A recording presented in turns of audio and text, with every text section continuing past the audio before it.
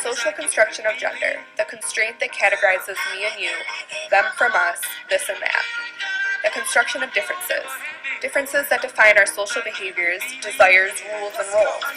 Productive power encourages us to follow these norms, and acting outside of the expected leads to extreme disapproval from much of society, acting as a sort of negative reinforcer.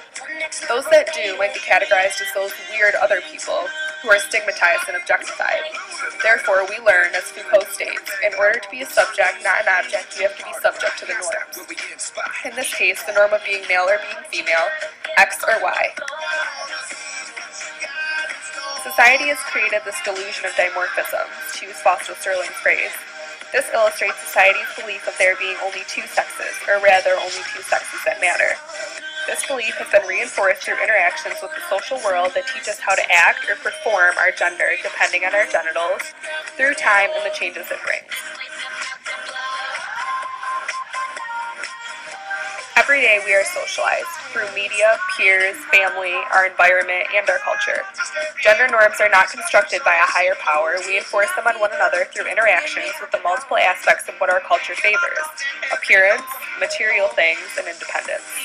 It's apparent by the types of toys we give our boys compared to girls, literal position of women compared to men in our advertisements, and the subtle messages concerning the acceptable appearance. Once we're exposed to our culture's norms, we learn how to perform and master the image expected of us. Our media provides us with all the tools. Women be submissive, innocent, objects of desire, while our men be successfully wealthy, dominant, and destructively powerful. As apparent in this commercial, by purposely not giving a face to a body, the woman is objectified, and appealing explicitly to the male gaze.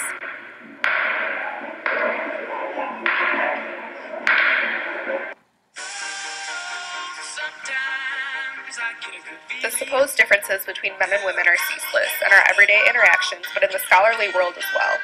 Now comes the question of where did these differences start? With the chicken or the egg, scientific findings, or we ourselves? Maybe the answer is not so clear. It's most likely an interaction from the two. Reproductive science clearly demarcates and personifies the strong active sperm and the passive inactive egg, and it is physicians themselves, acting under these gendered beliefs, that get to decide if one's penis is big enough or whether a clitoris is hidden enough.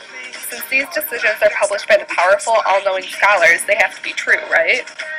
So these findings are enacted in everyday life as illustrations of active or passive, strong or weak, further proving the differences between males and females. It's clearly evident everywhere and also proven in science, so they have to be true, right?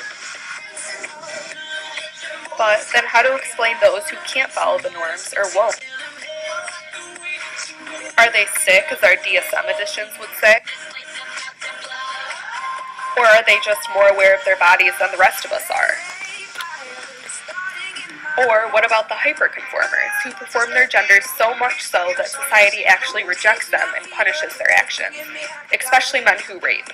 Just the action alone illustrates domination, power, strength, hierarchy, all the characteristics our society teaches men to exhibit because it's supposed to be natural. Conflicting messages seem ironic to us because gender is socially constructed. Since culture changes over time, the norms, rules, and roles of its performers have to change as well. Therefore, in order to stop the cycle, we have to acknowledge it as one. Gender is a system that was not naturally created. Treating it as such will equalize humanity and all of its performers, allowing us to advance together, not competing for the top.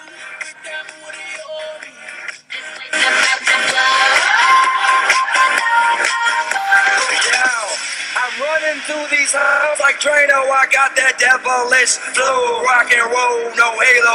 All these girls, they like my swagger, they calling me Mick Jagger.